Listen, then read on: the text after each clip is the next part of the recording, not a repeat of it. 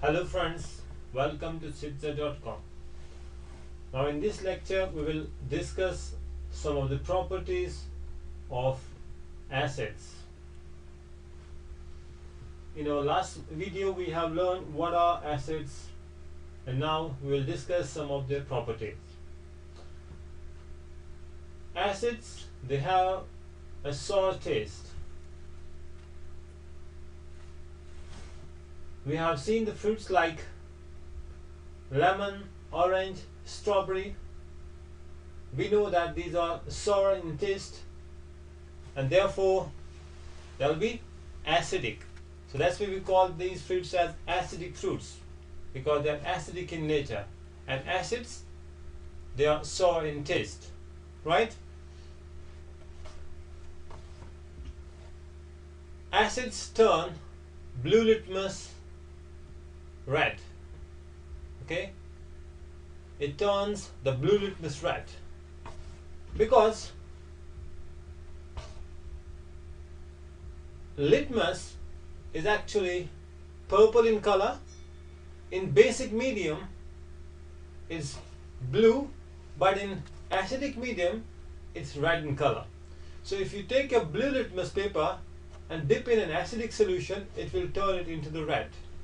So it will change the color. So acids turn blue litmus to the red. And now if you add this particular litmus paper, the red litmus, in a base, what do you get? You get the blue paper, right? You get the blue litmus. So you get this, from this red litmus you can get again back the blue litmus simply by dipping in a basic solution. Okay, fine. Most of the acids, they produce a burning sensation when they fall on the skin or the clothes. What does it mean? It means that they are corrosive in nature. They are corrosive in nature. That's why they produce some burning sensation on the skin. Okay, acids react with the active metals. Active metal like the zinc, magnesium, metals which are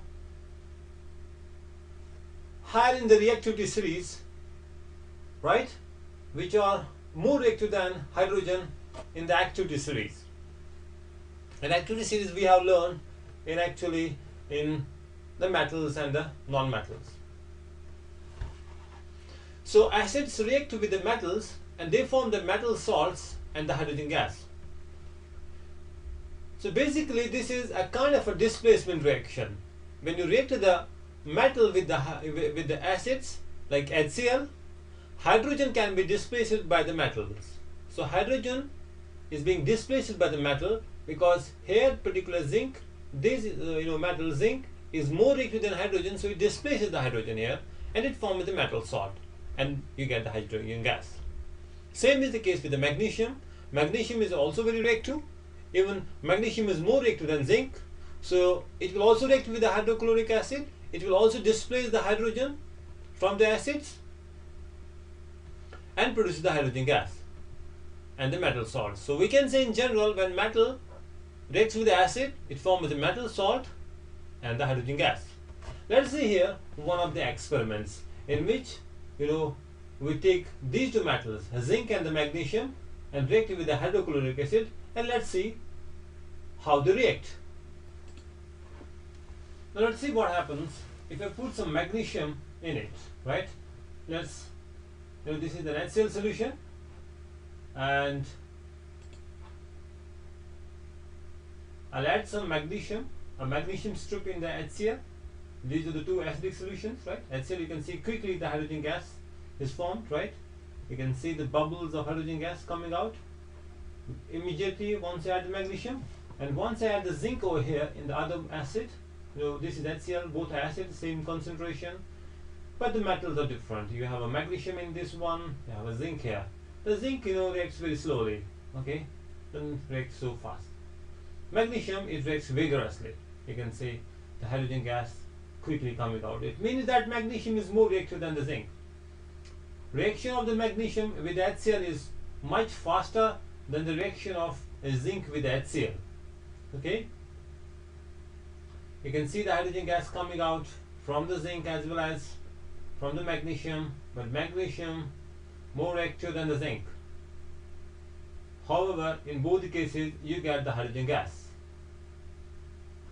Okay, you get the hydrogen gas.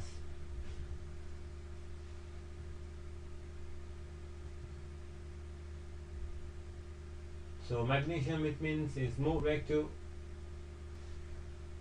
Acids react with the metal carbonates or the bicarbonates and they produce carbon dioxide also. So if you take any carbonate, any salt that contains the carbonate CO3, right, 2 negative,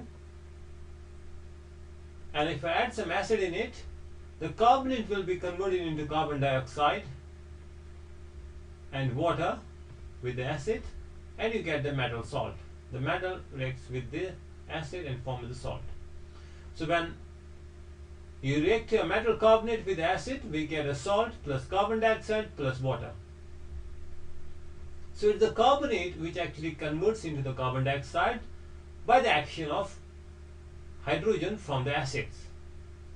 So action of the hydrogen on the acids converts the carbonates into carbon dioxide and the water. You get a brisk effervescence once you add some salt in the acid. Once you mix the acid and the salt, so you will see a quick, you will see brisk effervescence of carbon dioxide gas coming out. So let's perform an experiment here. In this solution we have an acid. This is an HCl solution, and to this HCl solution, if I add some salt, suppose I add some metal carbonate, sodium hydrogen carbonate here.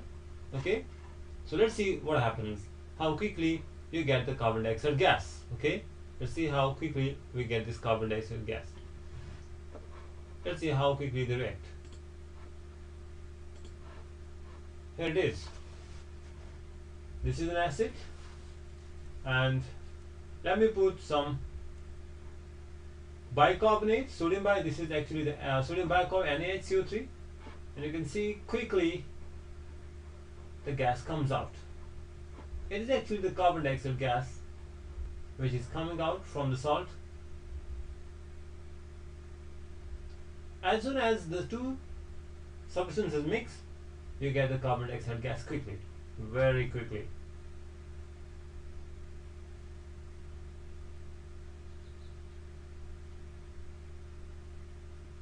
Let's shake it, let's see what happens. Again the reaction, the salt reacts with the acid, and you get the gas coming out from this one, and you get a clear solution of the sodium chloride and the water now, right?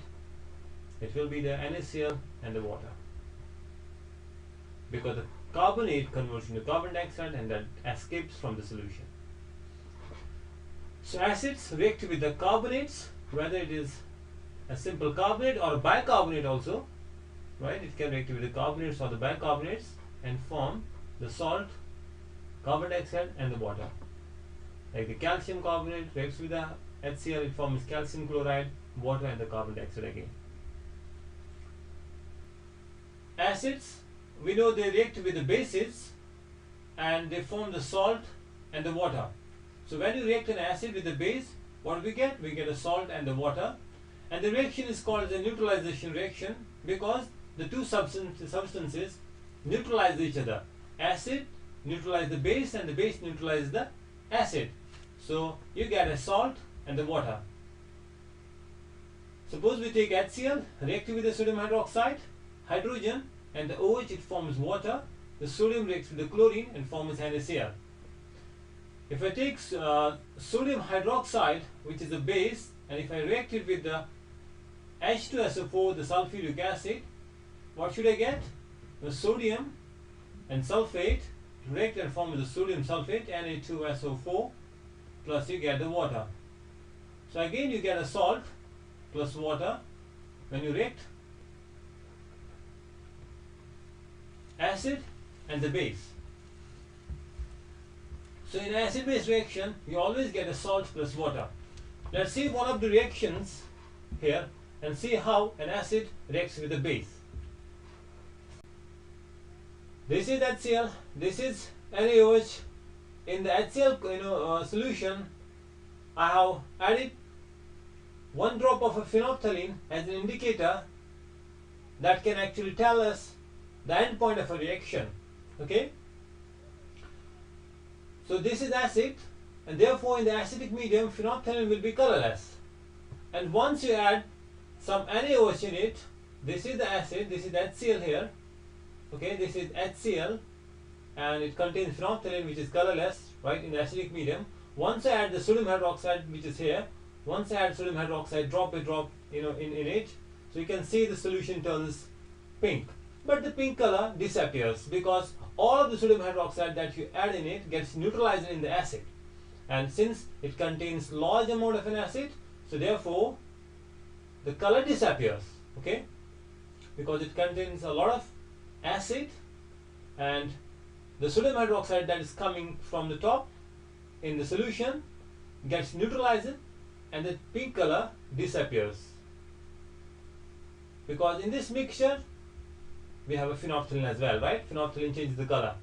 Now look at here, once I add some sodium hydroxide, it turns pink, but that disappears. That means this flush contains a lot of acid, so again it is colorless. It means we need to add some more sodium hydroxide. Now you can see this is a permanent pink color, which means that all of the acid that was here in the conical flush got consumed, and now adding more NaOH in it turns the whole solution basic, and in the basic medium the phenolphthalein changes its color and it becomes pink.